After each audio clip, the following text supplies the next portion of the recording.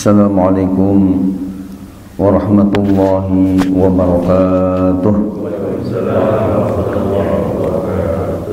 Kami atau saya pernah ditanya bagaimana Pak Kiai kalau misalnya kan kalau menghadap bulan Muharram itu ada santunan anak yatim. Nah, untuk santunan anak yatim ini katanya kami ada panitia pencarian dana. Panitia ini bergerak mencari dana ke perusahaan-perusahaan, pabrik-pabrik, ya, istilahnya toko-toko dan sebagainya, di mana uang itu katakanlah kami dapat banyak untuk disalurkan, diberikan nanti kepada anak yatim. Pertanyaannya apakah kami yang mencari dana tentunya dengan transport ya sudah dikeluarin dan sebagainya, apakah ada hak untuk kami mengambil dari hasil tadi ya hasil usaha untuk mencari dana tadi? Ya katakanlah misalnya ada 5 orang sebagai tim pencari dana uang untuk yatim, untuk membagikan kepada anak yatim bulan Muharram ini.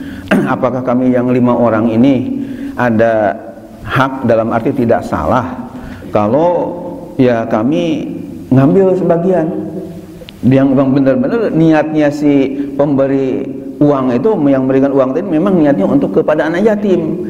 Nah kan kami mencari ya pakai uang juga untuk mencarinya ke sana. Apakah ada hak untuk kami dapatkan dari harta yang sudah terkumpul ini, ya, dari uang yang sudah terkumpul ini, ya.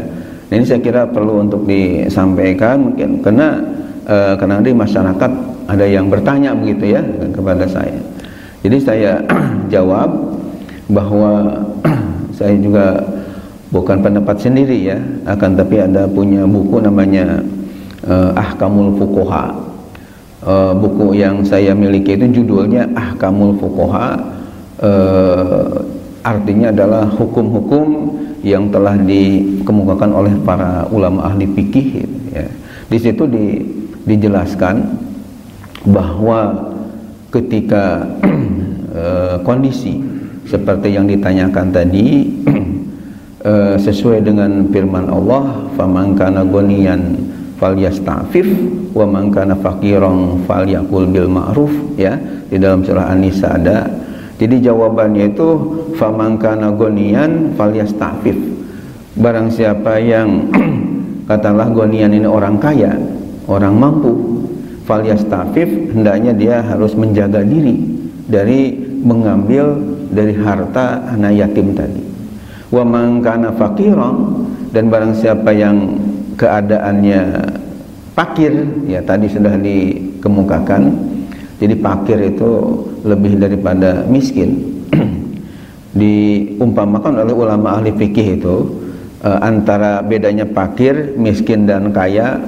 Jadi kalau misalnya kebutuhan sehari-hari itu katakanlah misalnya 10 juta ya, misalnya untuk keluarga semua itu kebutuhan sehari itu katakanlah 10 juta. Nah, ketika dia sebulannya itu masuk uang 10 juta atau lebih, itu namanya orang kaya. Dia tidak berhak menerima zakat karena kan udah goniun ya, minal agniya. Tapi kalau orang miskin itu butuh 10 juta sebulan untuk kebutuhan sehari-hari, tapi dapatnya itu di bawah 10 juta, misalnya hanya 7 juta, 8 juta atau 9 juta lah, itu masih dalam kategori miskin ya. Karena harusnya pasnya itu 10 juta, ini malah dapatnya kurang dari 10 juta, tapi lebih dari 5 juta, itu namanya miskin, masih berhak menerima zakat. Nah, yang disebut dengan fakir, butuhnya 10 juta tapi dapatnya di bawah 5 juta, jadi di bawah separuhnya, mungkin hanya 1 juta, mungkin 2 juta, pokoknya kurang dari separuh yang diperlukan ya, itu namanya orang fakir. Nah, dalam ayat tadi dikatakan wa man kana faqiran falyakul bil ma'ruf. Tapi kalau orangnya si pengolah tadi pencari dana tadi, orang yang dalam keadaan fakir, yang memang dia orang susah, ya, apalagi mencarinya juga pakai biaya, pakai transport dan sebagainya, maka falyakul bil ma'ruf, maka hendaklah dia makan bil ma'ruf dengan yang wajar tadi. Jadi kira-kira kalau misalnya dia berusaha, ya, mencari ya sesuatu seperti itu, kira-kira yang pantasnya upahnya itu berapa?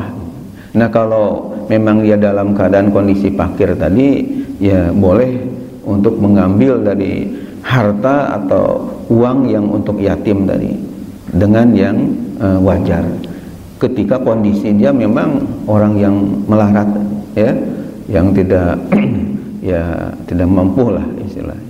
Tapi bagi orang yang sudah berkecukupan, tentunya karena ini niatnya untuk anak yatim, bahkan kalau bisa kita sendiri yang menambahkan, ya, bukannya mengambil, tapi kalau bisa menambahkan. Dan menambahkan itu mudah-mudahan termasuk ke dalam hadis sahih, ana wa kafil yatim kahataini fil jannah. Saya, kata Nabi, dengan yang mengurus anak yatim, mengelola anak yatim seperti dua ini di surga. Dalam arti begitu dekatnya Rasulullah dengan yang mengurus anak yatim dengan penuh tentunya kasih sayang dan tidak merugikan kepada harta anak yatim tadi. Itu sebagai mungkin tambahan untuk menambah wawasan dan keilmuan kita. Terima kasih. Bapak dan hadirin yang dimuliakan Allah, mudah-mudahan ilmu yang kita kaji dari awal sampai akhir merupakan ilmu yang bermanfaat bagi kita semua. Wassalamualaikum warahmatullahi wabarakatuh.